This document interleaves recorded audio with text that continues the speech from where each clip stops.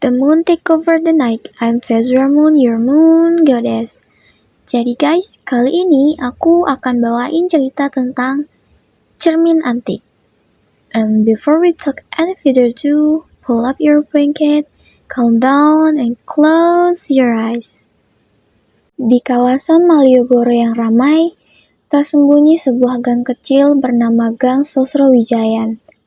Di sebuah gang itu berdiri sebuah toko antik tua bernama Barang Kenangan yang dikelola oleh Mbah Suryo, seorang kakek berusia 75 tahun. Rian, mahasiswa seni rupa Universitas Negeri Yogyakarta, sering mengunjungi toko itu untuk mencari inspirasi lukisan. Dia terpesona dengan benda-benda antik yang menyimpan cerita masa lalu. Suatu sore di bulan Oktober, saat hujan gerimis membasahi Yogyakarta, Rian masuk ke toko Mbah Suryo sambil menggoyang-goyangkan payung basah. "Selamat sore, Mbah," sapa Rian. "Oh, Rian, masuk-masuk," jawab Mbah Suryo sambil mengisap rokok kretek. "Ada barang baru yang mungkin menarik untuk dijadikan objek lukisan." Mbah Surya menuntun Rian ke bagian belakang toko yang lebih gelap. Di sana berdiri sebuah cermin antik yang sangat indah. Tingginya sekitar 150 cm. Dengan bingkai kayu jati berukir rumit motif naga dan bunga melati. "Wah, indah sekali, Mbah. Ini cermin dari mana?"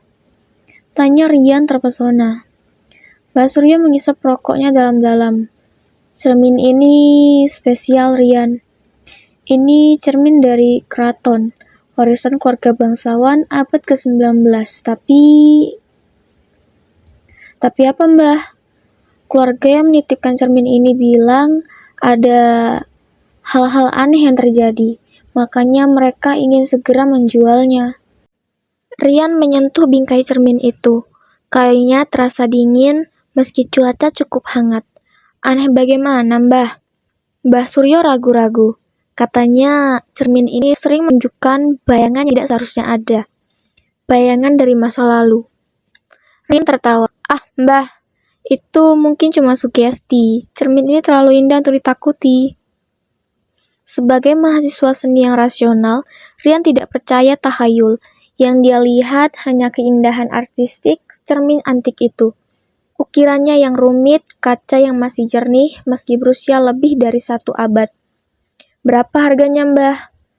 15 juta, Rian. Tapi kalau untuk kamu, 10 juta saja." Rian tergoda. Uang tabungannya pas segitu. Dia membayangkan betapa cantiknya cermin itu kalau dipasang di kamar kosnya. "Baik, Mbah, saya ambil." "Rian, kamu yakin?" Mbah sarankan pikir-pikir dulu. "Saya yakin, Mbah.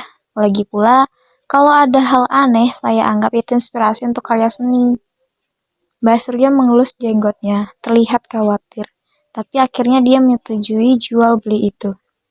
Malam itu, cermin antik itu sudah terpasang di kamar kos Rian, di Jalan Kaliurang.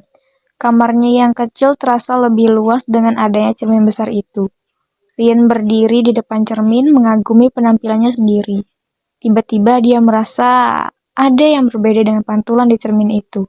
Wajahnya terlihat lebih pucat dari biasanya. Matanya lebih cekung. "Mungkin efek pencahayaan," gumamnya sambil menyesuaikan lampu kamar, tapi bayangan aneh itu masih ada. Hari-hari berikutnya, Rian mulai mengalami hal-hal aneh. Setiap kali dia bercermin, pantulannya seperti bergerak sedikit lebih lambat. Seperti ada delay sepersekian detik. Yang lebih mengganggu, kadang Rian merasa ada seseorang yang berdiri di belakangnya saat bercermin. Tapi ketika dia berbalik, tidak ada siapa-siapa. "Mungkin aku kelelahan," pikirnya. "Terlalu banyak begadang menggambar." Minggu kedua, kejadian aneh semakin sering. Rian mulai melihat bayangan samar-samar di cermin saat dia tidak berada di depannya. Seperti ada orang yang lewat di belakang cermin. Suatu malam, Rian terbangun karena merasa ada yang menatapnya. Dia melihat ke arah cermin dan terkejut. Di cermin itu terlihat bayangan seorang wanita tua berpakaian kebaya tradisional Jawa, berdiri tepat di belakang tempat tidurnya. Rian langsung menyalakan lampu dan berbalik. Tidak ada siapa-siapa. Dia melihat ke cermin lagi, bayangan itu sudah hilang. Ini pasti mimpi. Gumam Rian sambil menggosok matanya. Tapi keesokan paginya, dia menemukan jejak kaki basah di lantai kamarnya. Jejak kaki kecil seperti wanita mengarah dari tempat tidur ke cermin, lalu menghilang di depan cermin. Padahal malam tidak hujan, dan lantai kamarnya kering. Rian mulai resah. Dia memutuskan untuk meneliti sejarah cermin itu. Dia pergi ke perpustakaan keraton dan bertanya pada para sejarawan. Ternyata cermin itu memiliki sejarah kelam. Cermin ini dulunya milik Raden Ayu Kusumawati, selir raja yang hidup di tahun 1870-an, kata Pak Bambang, seorang sejarawan keraton. Apa yang terjadi dengan dia? Dia bunuh diri di depan cermin itu. Konon, dia merasa tidak lagi cantik setelah usianya bertambah, dan raja lebih memilih selir yang lebih muda. Dia meminum racun sambil menatap pantulannya di cermin itu. Sejak itu, lanjut Pak Bambang, cermin itu dikatakan terkutuk. Siapapun yang memilikinya akan terobsesi dengan penampilan sendiri, hingga berakhir tragis. Rian merasa dingin mendengarnya. Maksudnya, pemilik cermin itu akan melihat kekurangan pada dirinya yang sebenarnya tidak ada. Mereka akan terobsesi untuk memperbaiki penampilan, sampai akhirnya kehilangan akal sehat. Malam itu, Rian pulang ke kos dengan perasaan was-was. Dia memandang cermin itu dengan rasa takut dan penasaran. Tapi yang aneh, semakin dia takut, semakin dia terpesona pada pantulannya sendiri di cermin itu. Aku terlihat aneh, bisiknya pada pantulan sendirinya. Wajahku tidak simetris, hidungku terlalu besar, mataku tidak sejajar. Padahal Rian selalu merasa puas dengan penampilannya. Tapi sekarang, setiap kali bercermin, dia melihat kekurangan demi kekurangan. Hari-hari berikutnya, Rian menghabiskan waktu berjam-jam di depan cermin. Dia mulai menggunakan makeup untuk menutupi kekurangan yang dia lihat. Dia diet ketat karena merasa tubuhnya terlalu gemuk. Teman-temannya mulai khawatir. Rian, kamu kelihatan kurus, kamu sakit. Aku sehat, jawab Rian meski wajahnya pucat dan mata cekung karena kurang tidur dan kurang makan. Suatu malam, Rian berdiri di depan cermin hingga dini hari, mencoba memperbaiki wajahnya dengan makeup. Tiba-tiba, di cermin itu muncul bayangan Raden Ayu Kusumawati. Cantik, bukan? Bisik suara wanita tua itu. Tapi tidak pernah cukup cantik. Tidak pernah. Siapa kamu? Tanya Rian, tapi matanya tidak lepas dari cermin. Aku adalah dirimu di masa depan. Lihat, wajahmu tidak akan pernah sempurna. Tidak akan pernah cukup cantik, kecuali apa? Kecuali kamu bergabung denganku di dalam cermin ini. Di sana, kamu akan cantik selamanya. Rian merasa terhipnotis, tangannya terulur menyentuh permukaan cermin. Permukaan kaca itu terasa seperti air, bergoyang-goyang. Ya, masuk, bergabunglah denganku. Tapi tiba-tiba, Rian sadar, dia melihat pantulannya di cermin. Wajah kurus, mata cekung, kulit pucat. Dia hampir tidak mengenali dirinya sendiri. Tidak, teriak Rian, ini bukan aku. Dia mengambil palu yang ada di mejanya dan memukul cermin itu sekuat tenaga. Cermin itu pecah berkeping-keping. Bayangan Raden Ayu Kusumawati menjerit dan menghilang bersama serpian kaca. Rian terduduk lemas, tersengal-sengal. Dia melihat pantulannya di serpian kaca kecil. Wajahnya kembali normal. Tidak ada kekurangan yang aneh-aneh. Keesokan harinya, Rian membawa serpian cermin itu kembali ke Mbah Suryo. Sudah kuduga, kata Mbah Suryo sambil menggeleng. Cermin itu memang terkutuk.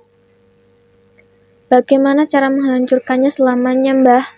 Serpihan-serpihan itu harus dikubur di makam Raden Ayu Kusumawati di pemakaman keraton. Baru kutukannya bisa berakhir. Mereka pergi ke makam dan mengubur serpihan cermin itu.